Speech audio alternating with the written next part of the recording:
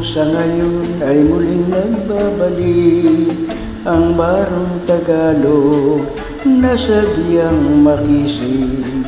Mahaba-habang panahon na waglit sa ating isip, na ito'y damit ng bansang kay hirap malupit.